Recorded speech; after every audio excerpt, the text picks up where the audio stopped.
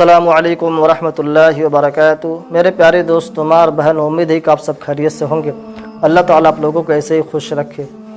جیسا کہ آپ سب کو معلوم ہے کہ ماہ مبارک یعنی رمضان المبارک کا مقدس مہینہ چل رہا ہے، اب اس کا دوسرا عشرہ بھی ختم ہونے والا ہے۔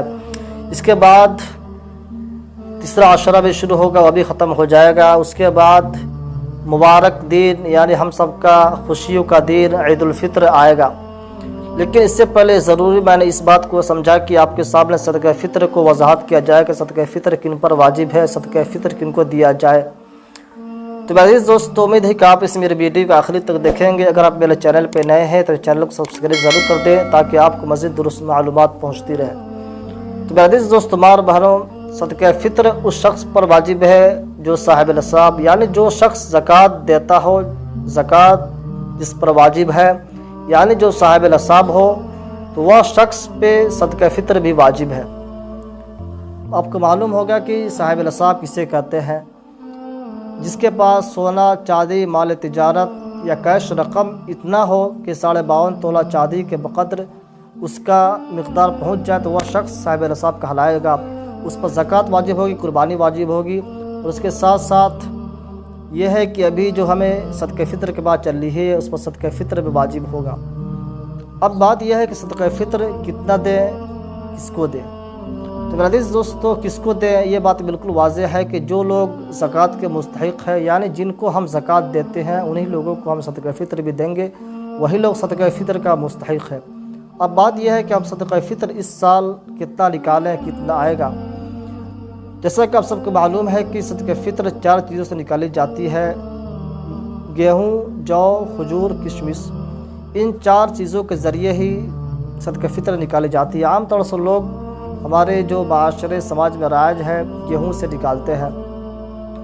2.25 کلو گیہوں کا دام یعنی 1 کلو 692 گرام گیہوں کا آپ دام اپنے مارکیٹ میں پتہ کریں گے اس کا کتنا دام ہے، تو اتنا دام، اتنا مقدار ایک شخص پہ صدقہ فطر آئے گا۔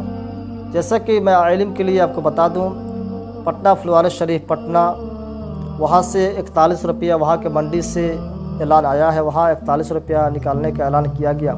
لیکن آپ اس پر اعتماد نہ کر کے ضرورت اس بات کی ہے کہ آپ اپنے علاقے، اپنے بستی کے منڈیوں میں پتہ کریں کہ وہاں کتنا ہے، اس حساب سے آپ 2.25 کلو گیہوں کے بقدر آپ صدقہ فطر نکال سکتے ہیں ایک آدمی کا جو آئے گا۔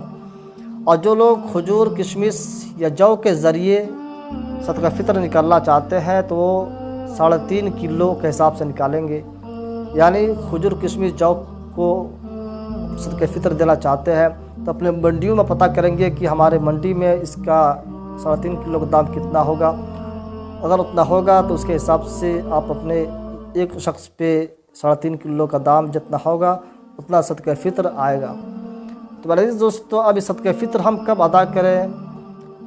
اس کا وقت تو ہے عید الفطر کے نماز سے پہلے ہم ادا کر لیں۔ اگر کوئی شخص سستی کاہلی کی بنا پہ عید الفطر کے نماز کے وقت تک بھی نہ نکال سکا تو وہ شخص عید الفطر کے نماز بھی یعنی عید الفطر کے دن کے اندر بھی وہ نکال سکتا ہے۔ لیکن بہترین وقت، افضل وقت یہی ہے کہ ہم لوگ عید الفطر کے نماز سے پہلے یعنی رمضان کے اندر ہی ادا کر لیں۔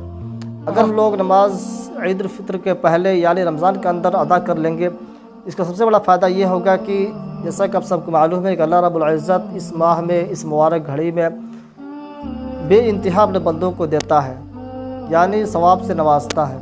تو جب ہم اس مبارک گھڑی میں 1 روپیہ صدقہ کریں گے، کسی کو دیں گے تو 1 کا 70 ملے گا۔ تو آپ اندازہ کر لیجئے کہ اگر ہم اس مہینے میں اپنا صدقہ فطر ادا کرتے ہیں تو اس کو ہمیں کتنا اجر ملے گا۔ اور اس کا سب سے بڑا فائدہ ایک یہ بھی ہے کہ اگر ہم اس مبارک گھڑی میں انہی دنوں میں صدقہ فطر پر نکال لیں گے تو جو مستحقین ہیں ان تک ہمارا مال جو ہے صدقہ فطر کا اپنے وقت پہ صحیح طریقے سے پہنچ جائے گا، اور وہ لوگ بھی ہمارے خوشیوں میں عید کے ساتھ ہمارے جو خوشی ہے، ہمارے جو مبارک میٹھی عید ہے اس میں شریک ہو جائیں گے۔ اللہ تعالیٰ سے دعا ہے کہ اللہ تبارک و تعالی ہمیں صدقہ فطر کو صحیح وقت پہ ادا کرنے کی توفیق عطا فرمائے۔ السلام علیکم ورحمۃ اللہ وبرکاتہ۔